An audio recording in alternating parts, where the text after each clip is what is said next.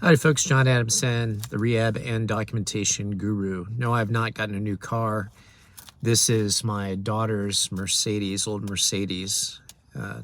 Almost 26, 27-year-old Mercedes. But it's it's got a few little things like the headliner's starting to sag, but otherwise really nice old car. But you're not tuning in for that. I've decided to do a little something I've been thinking about in terms of a larger course project that I'm going to be putting together.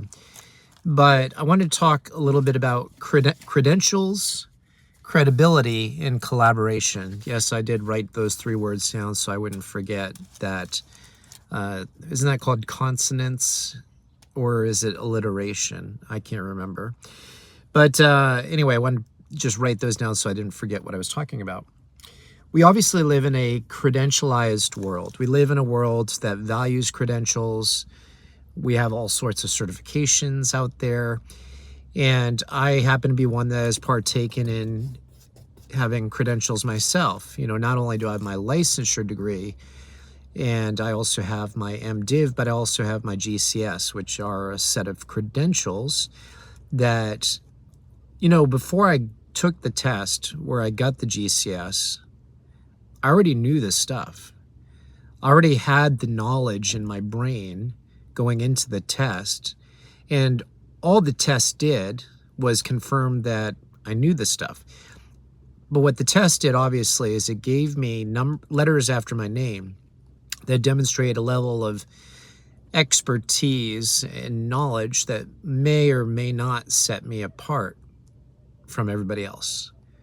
And I say may not, because I've met a lot of therapists in my day who didn't have much in the way of credentials, but had astronomical brains in a particular area where they could have easily not only passed the credentialing exams related to their expertise, but maybe even have authored them and presented them to people trying to learn. And so credentials may or may not really demonstrate expertise. But with that said, we do live in a world of credentialing, and perhaps some of you have credentials or are seeking credentials. And the reason you got those or you are getting those is that you're hoping to distinguish yourself from colleagues, cohorts in your field, and you want to be able to use those credentials to further your career in a certain way. And how do you go about doing that? Because credentials by themselves are just that. They're just letters and they don't really do anything. So once you get the credentials, what do you need to do next? Well, you need to show credibility. That's our second C word, credibility. Now, how do you go about establishing credibility? So back in 2009, one of the directors of rehab in my area, in the company I was working for, was starting a documentation review group. And she had invited, I think, 3 other people in our area, our region. We had 6 buildings. And when I found out about that, I had interest in it, not only because I wasn't a great documenter, but because I had a desire to become a better documenter at the time. And so she allowed me to join their group. And that started my path to becoming a person that teaches courses on documentation and specializing in it and leading to my current job and previous jobs. And so anyway, at that time, I was doing things for free. So not only did I not have credentials at that time, but I was doing this on the side within my company by invite on a periodic basis. And what happened from that was, over time, I established myself as a good documenter with valuable lessons to pass along to other people.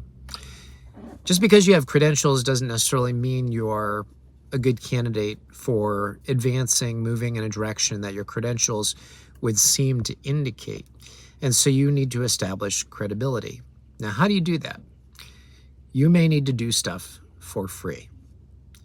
So let's say you are in the area of documentation. You've gotten some kind of credentialing that shows that you have expertise in a certain area. Let's say like in coding and billing. And there's no jobs available in your given area around you, and your company doesn't really have a need for that. What could you do? Well, you want to establish credibility, because credibility may create desire within your company or other companies to hire you. And so you might say to your boss, look, I recently got my credentials in this area, and I see this area of expertise as being valuable to our company in this way. I would like to offer you, free of charge, my services to look at how we can enhance patient care, billing, whatever it might be, and then show you the results of what I've found.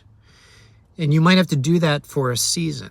I don't know how long that season will be. I don't know how often or how many hours per week you're going to have to put in to demonstrate that, but it'll show credible experience and knowledge and expertise in that area that then makes you valuable to the person that's, paying you for other services.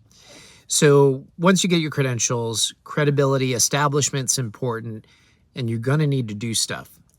Earlier on in my career, I became interested in documentation. I advanced my knowledge in documentation within a year or so. That helped me get a clinical position within my company. During that time, as a clinical person within my company, I started developing my own documentation course, and I started teaching that, and that started to establish credibility, which led to greater and other opportunities in the area of documentation and geriatrics and things like that. So it may take you a while to see fruit from the credentialing, and that's just because of establishing credibility. Now, what do I mean by collaboration? So once you've got the credentials, you've established credibility, what does it mean to collaborate? Well, one of the things that you might want to do is, even if you've been working for a company that you've been with for a while and you want to move in a direction of your credentials, what you've worked towards getting as an area of expertise to supplement what your company is doing, you need to collaborate with what your company is seeking to do. And so I would especially focus on things like, what is the mission of the company? What is the vision of the company? And of course, all companies, one of their things that they're trying to do is make more money. So you want to look at opportunities for how can we improve revenue and cut costs at the same time. And in the world of rehab or medicine, one of the costs is losing money through denials. So if you can show them there's value in what you do, and you are willing to collaborate with their goals, which can be your goals as well, to help the company to succeed in not losing money, making more money, making sure they have the best therapists on staff, making sure their vision and mission statements are the primary focus for what you do, you will demonstrate yourself to be valuable to that company.